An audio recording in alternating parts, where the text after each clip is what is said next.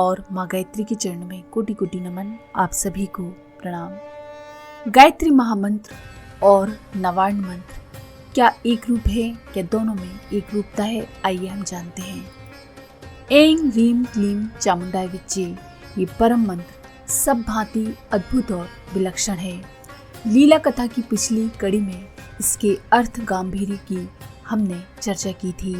साथ ही ये भी संकेत किया था कि अगली कड़ी में हम नवार्ण मंत्र एवं गायत्री महामंत्र की एक रूपता पर प्रकाश डालेंगे।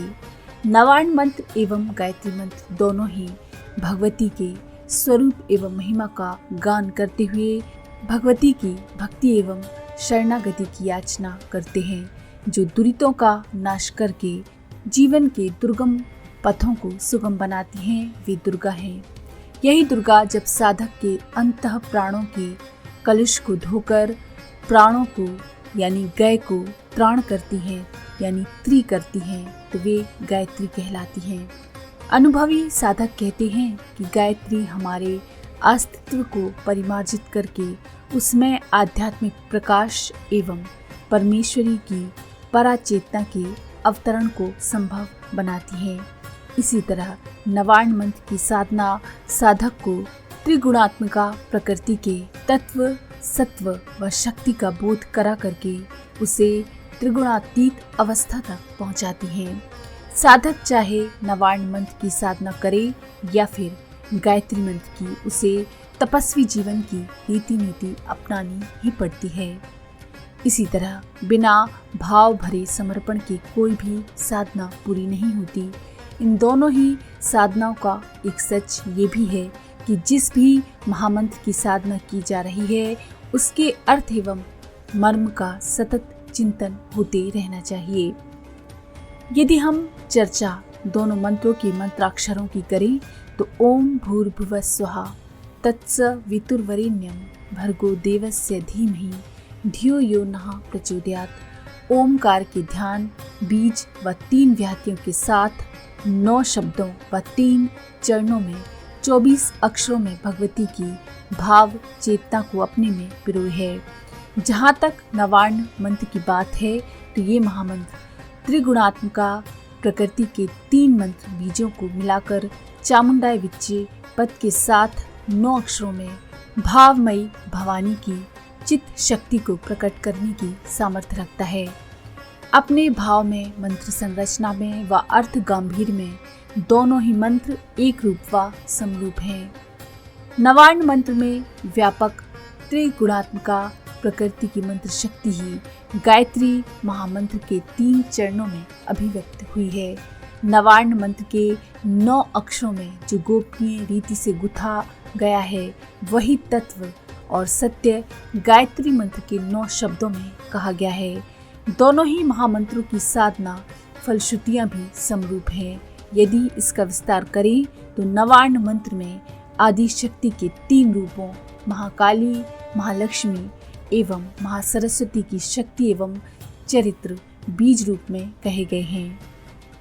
इस मंत्र का अर्थ विस्तार श्री दुर्गा सप्तशती के 3 चरित्रों एवं 700 श्लोकों में है। नवार्ण मंत्र की यही समरूपता गायत्री मंत्र के 3 चरणों में है।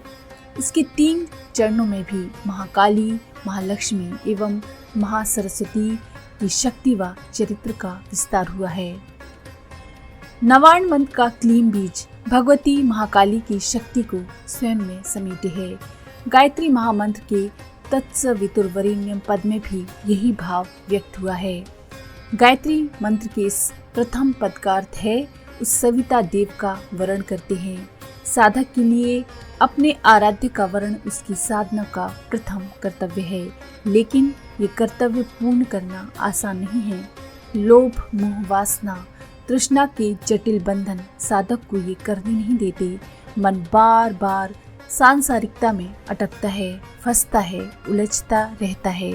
इन सभी उलझनों का समाधान उत्कट वैराग्य में है, जो माँ महालक्ष्मी की कृपा के बिना कभी किसी को नहीं मिलता।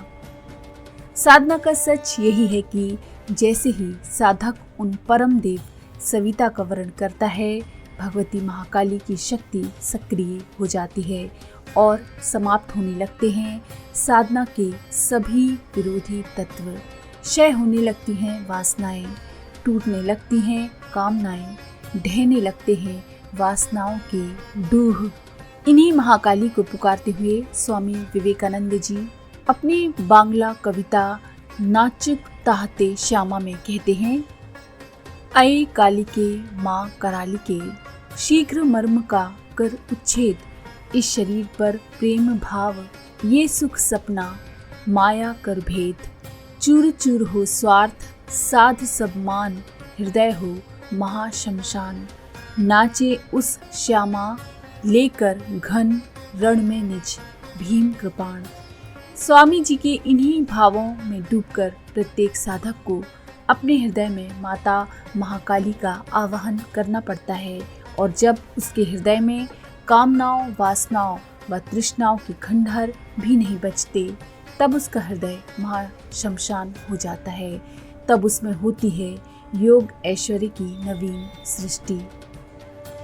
गायत्री महामंत्र के द्वितीय चरण भर्गो देवस्य धीमहि में यही भावानुभूति भरी हुई है। ये सत्य नवार्ण मंत्र के ह्रीम बीज की महालक्ष्मी शक्ति का आधार है। महालक्ष्मी ऐश्वर्य की अधिष्ठात्री हैं, इस बात को सभी जानते हैं, परंतु इस सच को केवल भगवती के उपासक योग साधक अनुभव कर पाते हैं कि योग ऐश्वर्य प्रदात्री हैं।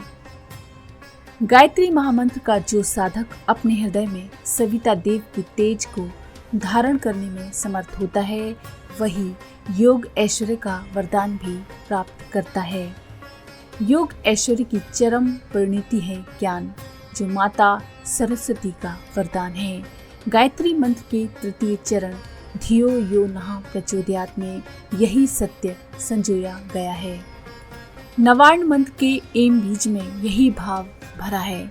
योग साधना का चरम तत्व ज्ञान में है, जो साधना को अष्ट सिद्धियों एवं नव निधियों का प्रदाता मानते हैं।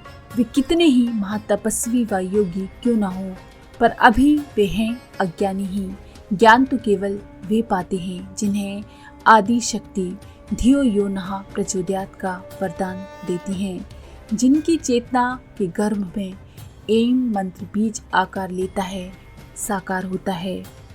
जो इन तीनों बीज मंत्रों एम, ह्रीम, क्लीम की सत्ता और शक्ति को गायत्री महामंत्र के 3 चरणों में पहचान लेता है, उसके भूर्भुवः स्वः स्थूल, सूक्ष्म एवं कारण शरीर में ओमकार का प्रकाश फैलता है। नवार्ण मंत्र के चामुंडाय विच्चे पद की अनुभूति भी यही है।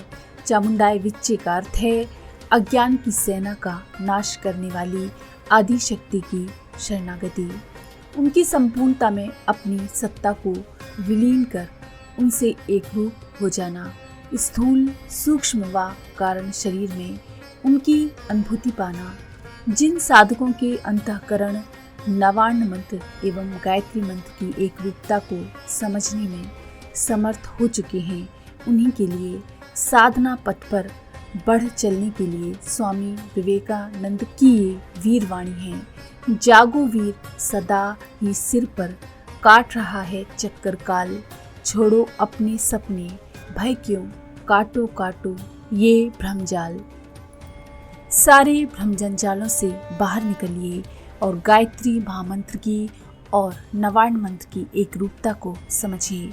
तो अगर आपको ये जानकारी पसंद आई हो तो प्लीज़ लाइक करें, शेयर करें, सब्सक्राइब करें और बेल के आइकन पर क्लिक करके ऑल पर क्लिक करना ना भूलें।